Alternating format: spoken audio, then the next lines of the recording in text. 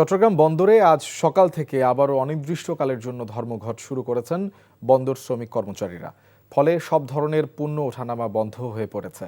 এদিকে চট্টগ্রাম বন্দর ভবনের সামনে সংবাদ সম্মেলন করে chairman rear admiral SM. Moniruzzaman বলেন, বন্দরে ধর্মঘটের কোনো অস্তিত্ব নেই।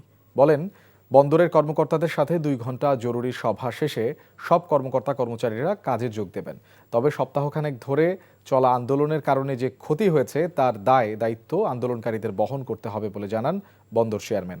এর আগে নিউ মুরিং কন্টেইনার টার্মিনাল বিদেশি কোম্পানির কাছে হস্তান্তরের চুক্তির প্রতিবাদে কর্মবিরতি ও ধর্মঘট পালন করে বন্দরের শ্রমিক কর্মচারীরা।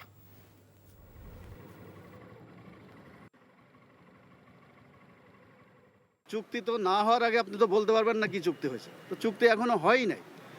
একটা প্রিম্যাচুর একটা প্রসেস নিয়ে এইভাবে আগের থেকে এটা ভন্ডুল করার আমার কাছে মনে হয় যে একটা অপপ্রচেষ্টা অথবা বাধাগ্রস্ত করার। এবং এইটা আমি আপনাদেরকে শুধু এটুকু বলতে পারি, দেশের স্বার্থে এবং জনগণের স্বার্থে, ভবিষ্যতের স্বার্থে এবং বন্দরের স্বার্থে এইটা যেটা করার সেইটাই হবে। এখন কখন শেষ হবে, কবে হবে, এইটা ওই প্রসেসটা শেষ হওয়ার পরেই চুক্তি হবে।